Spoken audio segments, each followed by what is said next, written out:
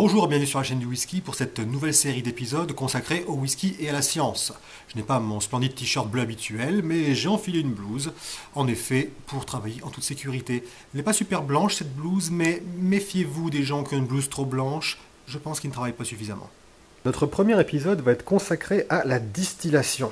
En effet, le whisky est une boisson qui vient d'un distillat qui a été ensuite mis en fût. Donc il dit distillat dit distillation. Il y a beaucoup de bulles dans de la bière, donc je me suis dit qu'avant de la distiller, ce serait peut-être pas mal d'enlever un maximum de gaz.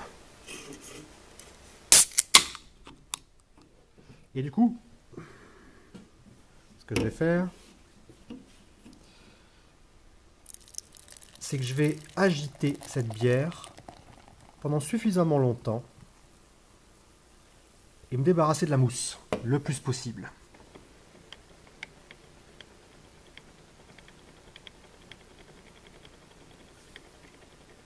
C'est plus long que ce que je pensais.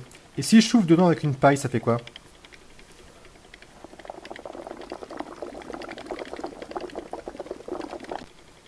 C'est tenace la mousse de bière. Hein. Ok, donc maintenant je vais verser ma bière dans le ballon, ce qui serait l'équivalent de l'alambic. J'essaye de mettre le moins de mousse possible. Alors par contre, je ne vais pas remplir le ballon à plus que la moitié. On a la même problématique dans l'industrie du whisky.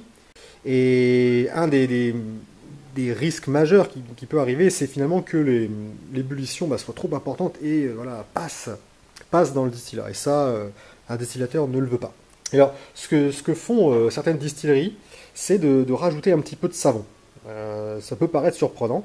Alors, le savon a une température de fusion et d'ébullition normalement bien supérieure à la température que nous on va appliquer. Le savon devrait être sans saveur, hein, logiquement, pour ne pas éventuellement prendre le risque d'introduire des saveurs non désirées dans le distillat. Bon, moi, j'avoue, je suis moyennement joueur parce que je compte bien le goûter, ce distillat quand même. Donc ce que je vais faire, c'est employer une méthode de chimiste de laboratoire, c'est mettre de la roche volcanique. C'est ce qu'on appelle de la pierre ponce. Donc chimiquement, c'est complètement inerte. Et ça régule l'ébullition. Il suffit de quelques petits grains. Voilà. Alors quel est le principe de la distillation? Le point commun entre le whisky et la bière, il est là. C'est-à-dire que finalement, le whisky, il est fabriqué à partir de céréales, hein, qu'on a cuites éventuellement, qu'on a fait fermenter hein, dans de l'eau avec des levures.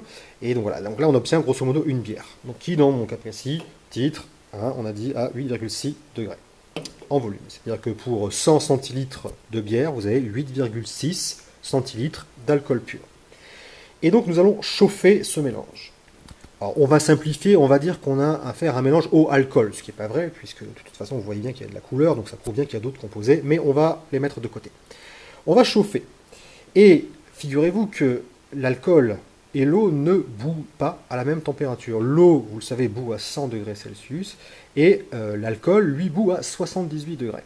Alors comment je peux savoir lequel va s'évaporer en premier? Alors je fais le pari que c'est l'alcool, puisque il bout à une température inférieure. Et là, j'ai un thermomètre qui va pouvoir me permettre de vérifier ce qui se passe.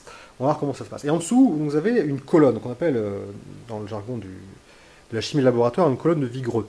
Et alors, je ne sais pas si on le voit très bien à l'image, mais en fait, il y a des petits pics qui pointent vers l'intérieur de la colonne. Et alors ça, c'est un petit peu le même principe qu'une colonne de rectification hein, dans un alambic continu. Sauf que dans une colonne de rectification, on a affaire à des plateaux. Mais c'est exactement le même principe. C'est-à-dire que finalement, les petits pics vont permettre la liquéfaction des gouttes d'alcool, enfin, d'eau et d'alcool qui vont monter. Et la vapeur chaude qui va continuer, elle, à remonter, va à nouveau réchauffer ces petites gouttes qui se seront condensées ou liquéfiées sur les pointes et vont les réchauffer, etc. Et donc ça va continuer à monter petit à petit. Mais les gouttes vont en fait être de plus en plus riches en alcool. Donc normalement, in fine, ce qui va passer dans la pièce suivante, c'est uniquement de l'alcool en premier lieu, et c'est bien ça qu'on cherche à récupérer. Ici, vous avez ce qu'on appelle ici un réfrigérant à eau. Pourquoi à eau? Parce qu'il existe aussi à air. D'où vient l'eau? Si je suis le tuyau, voilà, j'arrive au niveau du robinet. Donc il y a de l'eau froide.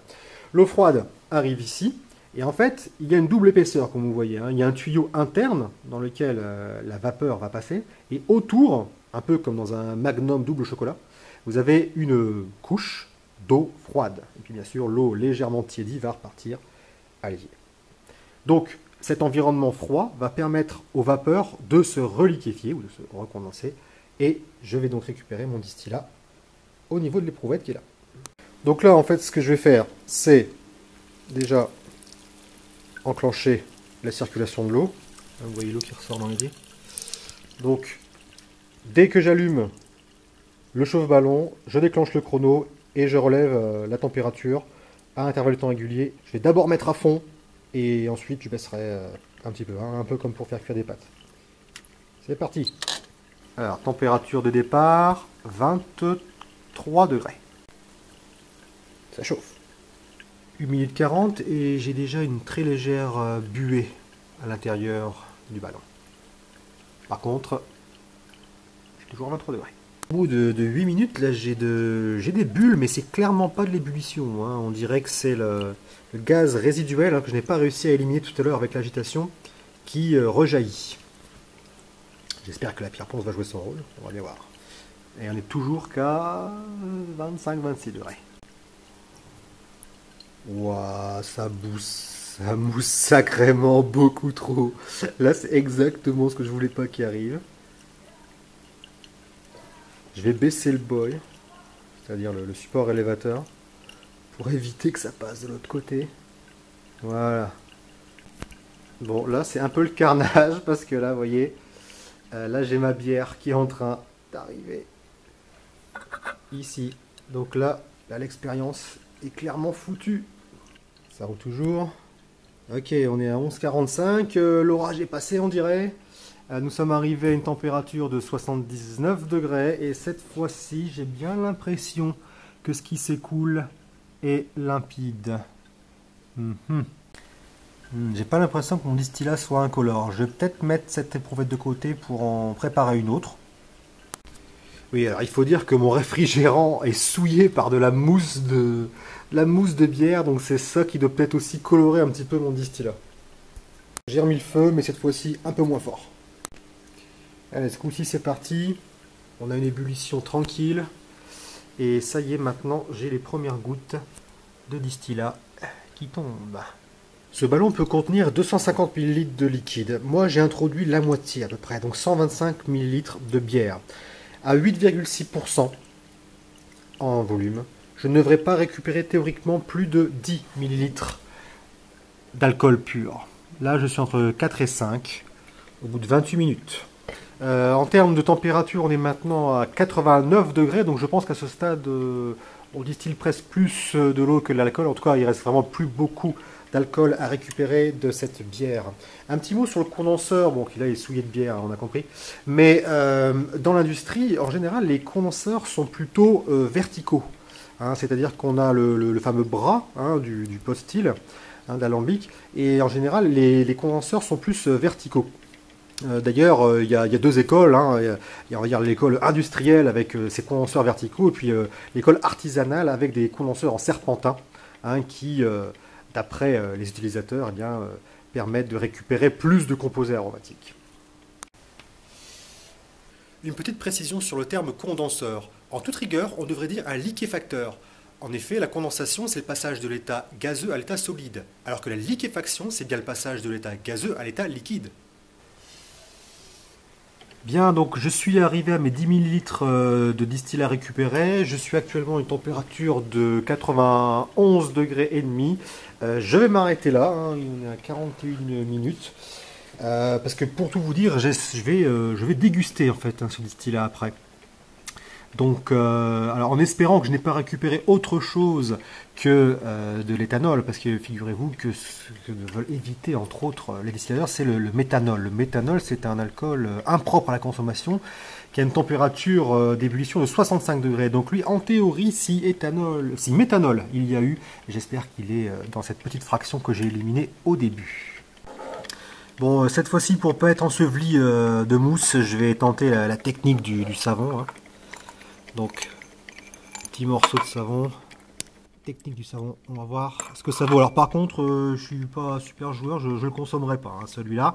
Par contre, je vais le garder, le distillat issu de cette distillation-là, pour pouvoir déterminer son titre en alcool, mais ça fera l'objet d'un prochain épisode. Pour cette deuxième distillation, je n'ai pas lancé le chrono, mais j'ai l'impression que la technique du savon marche. Là, on voit le savon flotter. Et vous voyez les petites bulles là? Ça m'a tout l'air d'être de l'ébullition. Et non pas du gaz carbonique qui est en train de s'échapper. Par contre, au niveau température, on est toujours à 28. Donc j'attends que ça décolle. Bon, j'ai parlé un peu trop vite. Là, j'ai eu un début de volcan mousseux. Mais j'ai été réactif, j'ai coupé le feu. On va attendre que ça se calme et on va essayer de repartir tranquille. Alors, ce qui est frustrant, c'est que ce phénomène de surébullition, entre guillemets, enfin, voilà, d'excès de bulles, coïncide avec, avec la montée en température. C'est-à-dire que là, on était à 28 il y a encore quelques secondes, et là, on est en train de s'envoler assez rapidement au-delà de 40. Donc, je pense qu'on va pouvoir redémarrer en toute sérénité. J'ai remis le chauffage. Je suis bloqué à 74 degrés et demi, et j'ai eu quand même quelques gouttes de distillat. J'ai senti, c'est, comment dire, innommable. Je ne sais pas si ça vient des, de composés volatiles qu'il y aurait dans le savon, ou si c'est vraiment ce qu'on appelle les têtes, donc la première fraction de distillation qui est horrible. Je ne saurais même pas vous le décrire. Je vais essayer quand même. Oh, non, ça sent, je sais pas, le mazout, la colle, c'est assez horrible. Donc je vais attendre un peu, voir si on dépasse les 78 éventuellement, dans auquel cas je peux espérer éventuellement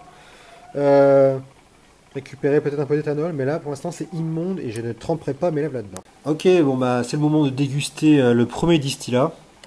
Je renonce définitivement à goûter l'autre distillat. Alors, bon bah déjà il est bien incolore, ça c'est plutôt chouette. Bon, alors, par contre, je ne cache pas que ça sent la bière quand même. Et je pense qu'on peut imputer ça à la pollution, entre guillemets, par la mousse qui est allée jusque dans le réfrigérant. Donc, il y a des notes un peu torréfiées ou boisées, un peu brûlées même. Bon, il y a de l'alcool, mais ça n'explose pas au nez. Alors, en bouche, c'est franchement sympa. Je ne m'attendais pas à ça. C'est beaucoup plus plaisant qu'au nez.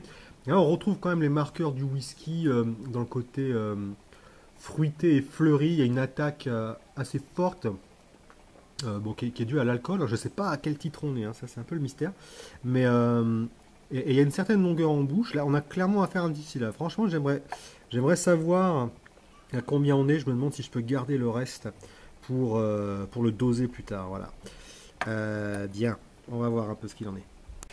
Bien, alors qu'est-ce que je peux dire en conclusion de cette première expérience? Alors bon, j'ai tendance à valider l'emploi du savon pour éviter la surébullition et la mousse qui part dans le réfrigérant. Donc ça a tendance à marcher. Par contre, je constate, parce que là elle tourne encore, la deuxième distillation, je suis quasiment arrivé aux 10 millilitres théoriques de distillat. Par contre, ma température, elle, est restée bloquée à 74 degrés. Contrairement à tout à l'heure, où on serait déjà à l'heure actuelle à quasiment 88-89 degrés. Donc je ne sais pas si on est vraiment en train de distiller de l'éthanol. Est-ce que le savon est chimiquement inerte? Là j'ai tendance clairement à dire que non. Alors maintenant c'est un savon qui a été fabriqué ici, donc il est peut-être un petit peu impur, il est peut-être notamment souillé de soude, mais bon, ça ne devrait pas normalement modifier profondément le principe de la distillation, donc je suis un petit peu surpris. Par contre l'odeur est vraiment immonde, donc voilà, le savon joue clairement un rôle. Voilà. Autant tout à l'heure, là, le distillat, on peut prétendre peut-être à avoir un futur whisky, si on le laisse vieillir 3 ans sous bois. Autant là, voilà. Alors bon, je vais faire l'hypothèse que j'ai quand même de l'alcool dans ce mélange-là. Je vais le garder, puisque l'autre je l'ai dégusté. Je vais le garder pour plus tard déterminer le degré alcoolique, parce que mine de rien, il tapait là, le premier distillat, si tant est que sa composition en alcool soit la même. Donc voilà, je vous dis à très bientôt pour un prochain épisode.